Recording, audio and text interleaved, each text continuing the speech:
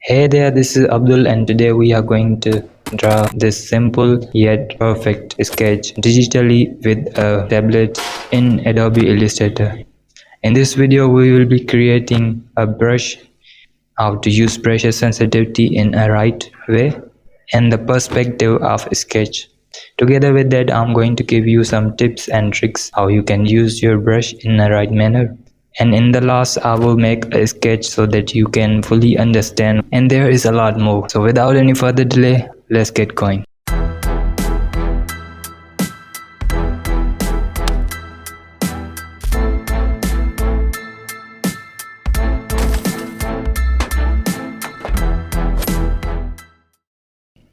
Wait a minute.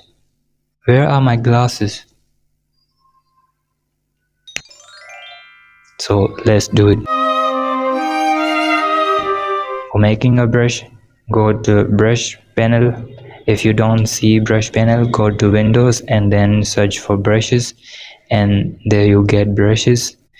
And after that, click this plus icon to make a new brush.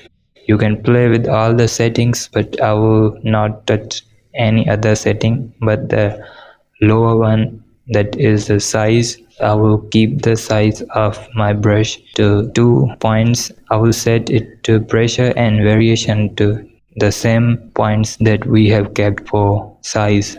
Once you are done with the setting of brush, you have to hit OK. So firstly, if you are new to how to work with pressure sensitive brush, so let me tell you, if you press harder, there would be more stroke, and if you press with lighter hand, then there would be some less stroke. So the size of the brush depends upon how much harder you press.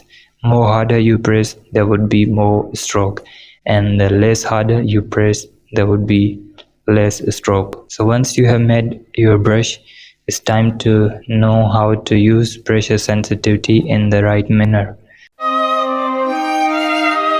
So the single stroke of brush can contain thinner size of brush and the thicker side of brush. Both sizes can be contained by a single brush stroke. And if you want harder outline, you have to press there hard. For making a perfect brush stroke that matches your reference photo, you have to apply a harder stroke where you feel there is some lack of light. So you have to press there harder. And if you see there is some light, then you have to press there with a little lighter hand. So more shadow area will contain more stroke of brush. The less shadow area will contain less stroke of brush. So it would be a thicker stroke if you are working in a less light area, but if you are working on a highlight area, then the stroke will be thinner. In addition to that, you have to be gradual. You don't have to press harder at one point and suddenly you start painting harder. This is not going to be a very good sketch if you are trying to do that, but be gradual. If you are coming from high stroke to less stroke area, then you have to be gradual. Don't change sudden strokes, but you might not have to be always gradual. If we speak about corners, then corners need the same bigger stroke, so you don't have to be worried about that. Don't be gradual in that situation. If there are corners, then you have to paint with the same stroke that you are applying. Another point, maybe you have to be smoother. If you have to cut the extra lines out later, then this is okay, but be smoother. Whenever you want to create a corner, then you might need to paint some extra line, but later on we can cover it, and this is absolutely okay to make some extra lines. In the end, we have to cut that out, but that's okay because we want perfect lines. We don't want to mess the lines. As far as we are talking about the perspective, the things that are far, they can get a little thinner stroke, and the things that you consider are near, you have to make a thicker stroke for that. But in the case of portrait, it usually be the same stroke lines, because portrait is just one picture. There would be no bigger changes in distance. But if you want to make a background for that, especially there, you can apply the perspective trick, and that would be helpful wherever you see the things are far, you have to make thinner strokes for that. But if you see there are things that are near, you have to paint their thicker stroke instead of making thinner strokes. So let me give you some of the tips before getting started to sketching. So instead of using your wrist, you can use your full arm to draw perfect lines, because you cannot move your wrist a lot, but your whole arm can go anywhere you want. So just keep it still and don't do this, just do this. In this way you will get straight lines. You don't have to be worried about the smoothing of lines. You will get smooth proper lines. But I will say you have to do a combined work. Wherever you see, you have to draw some small lines, use your wrist, and wherever you see you have to go through a long way, then of course you can use your full arm. In this way you will get proper lines. You will not have to be worried about the smoothing of lines. You will get a lot better results if you use your wrist and your full arm in a combination. So let's make a sketch and apply most of the points that we have discussed here today. I'll be using just a simple brush that I made and the pencil tool.